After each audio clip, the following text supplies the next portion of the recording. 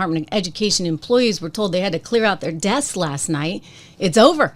He's getting rid of them, most of them anyway. Linda McMahon, who's the new head of the Department of Education, formerly, well, she may still, I mean, her family owns it anyway. She was an executive for years and years at the WWF, the WWE, whatever they call it, the wrestling thing, right? She's a great lady. I've known her many years. She's here on Laura Ingram's show on Fox talking about this whole process. This is a big deal. The Department of Education went in the 70s, around 76 with Jimmy Carter, and it took a lot of the power away from the states, put it in the hands of the federal government. And Trump's like, no. We want the states to run this baby. Madam Secretary, great to have you in studio today. All right. First, welcome to the show, because you haven't been on in studio with me before. Now, is this the first step on the road to a total shutdown? Yes, actually it is, because that was the president's mandate. His directive to me clearly is to shut down the Department of Education, which we know we'll have to work with Congress, to get that accomplished. But what we did today was to take the first step of eliminating what I think is bureaucratic bloat. And that's not to say that a lot of the folks, it's a humanitarian thing too. A lot of the folks that are there, they're out of a job. But we wanted to make sure that we kept all of the right people and the good people to make sure that the outward-facing programs, the grants, the appropriations that come from Congress, all of that are being met. And none of that's going to fall through the cracks. So that was my next question. So the criteria for keeping that 50% is related to expenditures and key programs? Correct. Congress appropriates the money that is going through Title I, through IDEA programs. What's that stand for? You know what? I'm not sure I can tell you exactly what it stands for, except that it's the programs for disabled and needs. Individuals with Disabilities Act, I think. Yeah. Yes. I'm guessing. I don't know. I don't know all my acronyms. I've been here for 30 years. This is my fifth day on the job, and I'm really trying to learn them very quickly. Right, it's a lot. So reports today said that the buildings were going to be closed for security reasons. What does that mean? Well, when people left today and they got their notification to take their laptops and their phones home with them, and we didn't want part of the people who were being permanently let go and those who are remaining to some of them show up to work tomorrow morning. That's standard corporate practice. So it was just standard corporate practice that we just locked the doors and said, for those that are coming back, we'll know that they'll be coming back on Thursday morning. Were people given a chance to take any personal effects? They were told that they will be allowed to come back. We would arrange for them to come back and take their personal effects with them. And to say goodbye to basically, folks, too. They're gone. Randy. Okay? So they're getting rid of the whole Department of Education.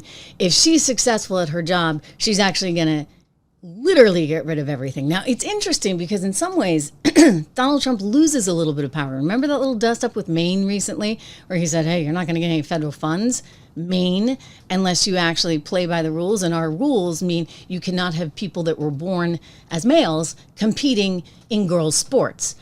And Maine was like, I'll see you in court. So he's losing a little, but that's actually his mentality, right? Because if you fully believe in a smaller government, then you do actually want to turn that power back over to the states with the thinking that the states can do what they want. It's their problem, right? They can fund education, they can come up with their own standards, and they can hold themselves accountable as opposed to making it be a big bureaucratic machine. Well, the bureaucrats don't like this. One, Randy Weingarten, who is the former head of the teachers union, right? The whole American Federation for Teachers, and maybe she still is. Anyway, Randy Weingarten going all over MSNBC's airwaves as much as she can to have a complete hysterical meltdown. I mean, she's really worked up. Watch. This is why so many people are so mad about it, because they're just taking opportunity away from kids that don't have it. So kids of billionaires, they have it. They go to private schools. Everyone else, 90%, go to public schools. Don't take away their opportunity. So let's stay on the facts. Sorry, no, I'm really angry about this. No, because this I'm is what really people angry. need to hear. I taught kids in Clara Barton High School in Brooklyn, New York. Is it really about the kids, Randy, or is it about you and the teachers? I'm curious, because I look around, and it was actually the poorest communities that went back to school the latest, thanks to teachers' unions in 2020 and well into 2021. And I look at the test data, and it's the kids in the poorest communities that are always suffering the most, who have, by the way, the most powerful teachers' unions. So you know what? Get it out of the hands of the federal government. Let the states deal with it. Let's create a more level playing field. and put more responsibility on the places that can try and get it right. Don't, again, tell Randy, because Randy is just, she's a mess, right? Like this is her worst nightmare, all coming true. We know, for example, what Texas would do. Right. They'll use it for vouchers. So they won't give it to the kids who have it now. They'll just give it for vouchers. Catholic schools, religious schools. And frankly, what we're seeing in all the programs that are now extant in terms of vouchers, they don't work for kids. They basically go right now.